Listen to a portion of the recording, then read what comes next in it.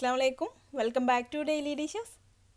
ഇന്ന് ഞാൻ ബ്രേക്ക്ഫാസ്റ്റ് ആയിട്ടും ഡിന്നർ ആയിട്ടൊക്കെ കഴിക്കാൻ പറ്റിയ പുറമേ നല്ല മൊരിഞ്ഞ് ഉള്ളിൽ നല്ല സോഫ്റ്റ് ഫില്ലിങ്ങോട് കൂടിയിട്ടുള്ള ഒരു പൊട്ടാറ്റോ ചീസ് ബ്രെഡാണ് തയ്യാറാക്കുന്നത്. നല്ല ടേസ്റ്റ് ആട്ടോ. നമുക്ക് പെട്ടെന്ന് തന്നെ തയ്യാറാക്കി എടുക്കുകയും ചെയ്യാം. അപ്പോൾ നമുക്കിത് എങ്ങനെയാണ് തയ്യാറാക്കി എടുക്കുന്നത് നോക്കാം. ഞാനിപ്പോൾ ഈ ബ്രെഡ് തയ്യാറാക്കാൻ വേണ്ടിയിട്ട് മൈദപ്പൊടിയാണ് എടുത്തിട്ടുള്ളത്. മൈദപ്പൊടി അല്ലെങ്കിൽ നമുക്ക് ഗോതമ്പ് പൊടി എടുക്കാം.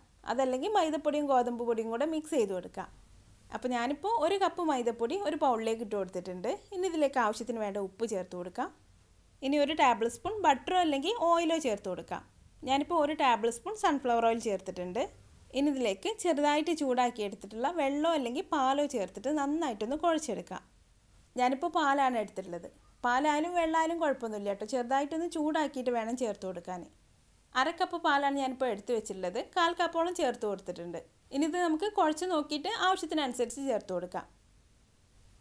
അപ്പോൾ ഒരു സ്പൂൺ വെച്ചിട്ട് എല്ലാം കൂടെ നന്നായിട്ടൊന്ന് മിക്സ് ചെയ്ത് കൊടുത്ത ശേഷം പിന്നെ കൈ വെച്ചിട്ട് നമുക്ക് ചപ്പാത്തിയൊക്കെ കുഴച്ചെടുക്കുന്ന പോലെ നന്നായിട്ടൊന്ന് കുഴച്ചെടുക്കാം. ഇപ്പോൾ ഞാനിത് കുഴക്കാൻ വേണ്ടി കുറച്ചും കൂടെ പാൽ ഇതിലേക്ക് ചേർത്ത് കൊടുത്തിട്ടുണ്ട്. അപ്പോൾ നമുക്ക് ഈ മാവ് നന്നായിട്ട് കുഴച്ച് നല്ലൊരു സോഫ്റ്റ് ഡോ ആക്കിയെടുക്കാം. മാവ് ഞാനിപ്പോൾ നന്നായിട്ട് കുഴച്ച് വെച്ചിട്ടുണ്ട്. ഇനി നമുക്ക് ഇതിൻ്റെ ഫില്ലിംഗ് ഒക്കെ തയ്യാറാക്കുന്നവരെ ഇതൊന്ന് മൂടി വെച്ച് കൊടുക്കാം.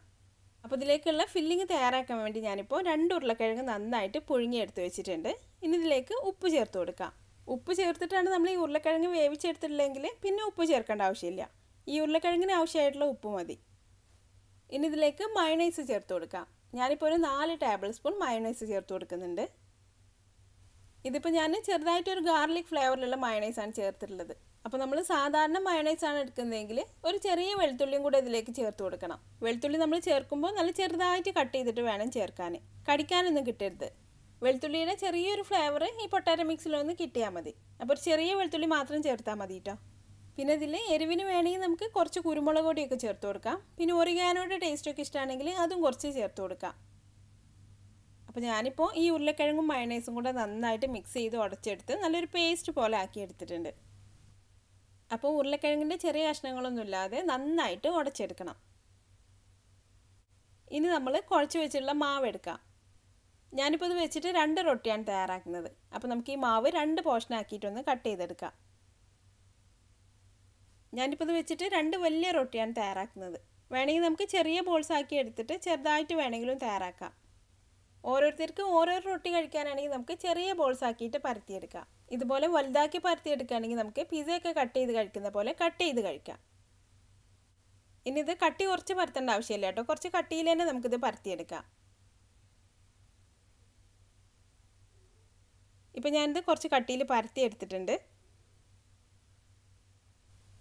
ഇനി ഈ പരത്തി വെച്ചതിൻ്റെ നടുക്കായിട്ട് കുറച്ച് ചീസ് ചേർത്ത് കൊടുക്കാം. ഞാനിപ്പോൾ ഗ്രേറ്റ് ചെയ്ത് വെച്ചിട്ടുള്ള കുറച്ച് മോസറല്ല ചീസ് ചേർത്ത് കൊടുത്തിട്ടുണ്ട്. കുറച്ചധികം ചീസ് ചേർത്തിട്ടുണ്ട്. നടുക്കായിട്ട് തന്നെ വെച്ച് കൊടുക്കുക കേട്ടോ. ഇനി ഇതിൻ്റെ മുകളിലായിട്ട് നമ്മൾ നേരത്തെ മിക്സ് ചെയ്ത് വെച്ചിട്ടുള്ള പൊട്ടാറ്റോ മിക്സ് വെച്ച് കൊടുക്കാം. പതുക്കെ ഒന്ന് അമർത്തി വെച്ച് കൊടുത്ത ശേഷം മുകളിൽ നമുക്ക് കുറച്ചും കൂടെ ചീസ് ചേർത്ത് കൊടുക്കണം. അപ്പോൾ ഗ്രേറ്റ് ചെയ്ത് വെച്ചിട്ടുള്ള മോസറല്ല ചീസ് കുറച്ചും കൂടെ മുകളിൽ ചേർത്ത് കൊടുത്തിട്ടുണ്ട്.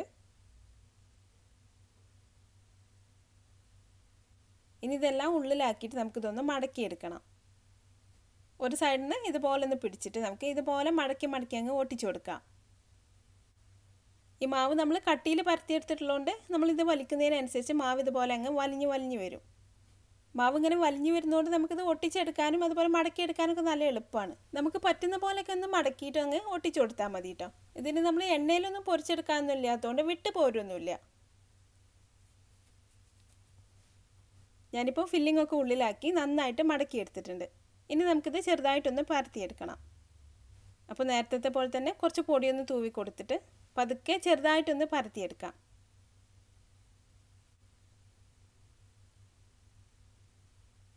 ഇപ്പോൾ ഞാനിത് ചെറുതായിട്ടൊന്ന് പരത്തിയെടുത്തിട്ടുണ്ട്. നേരത്തെ പോലെ തന്നെ കട്ടി കുറക്കണ്ട കേട്ടോ. കട്ടി തന്നെ പരത്തിയെടുക്കാം.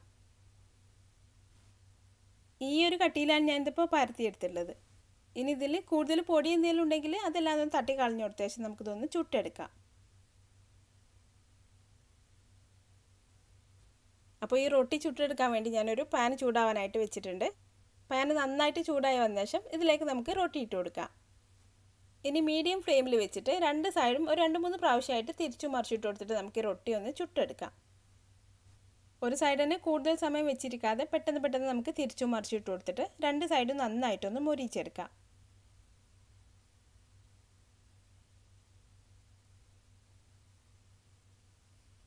ഇപ്പോൾ റൊട്ടിയൊക്കെ ഒന്ന് വെന്ത് രണ്ട് സൈഡും നന്നായിട്ട് മൊരിഞ്ഞ് വന്നിട്ടുണ്ട്. ഉള്ളിലുള്ള ചീസൊക്കെ ഇപ്പോൾ നന്നായിട്ട് മെൽറ്റ് ആയിട്ടുണ്ടാവും. ഇനി നമുക്കിത് പാനിൽ നിന്ന് മാറ്റി വെക്കാം. പുറമൊക്കെ നന്നായിട്ടൊന്ന് മൊരിഞ്ഞിട്ടും ഉള്ളിൽ നല്ല സോഫ്റ്റ് ആയിട്ടാണ് ഇരിക്കുക. നല്ല ചൂടോട് കൂടിയിട്ട് കഴിക്കണം. ചീസൊക്കെ മെൽറ്റായിട്ട് നല്ല ടേസ്റ്റാണ്. അപ്പോൾ ഞാനിപ്പോൾ 2 ബ്രെഡും ചുട്ടെടുത്തിട്ടുണ്ട്. ഇനി നമുക്കിതൊന്ന് കട്ട് ചെയ്ത് നോക്കാം.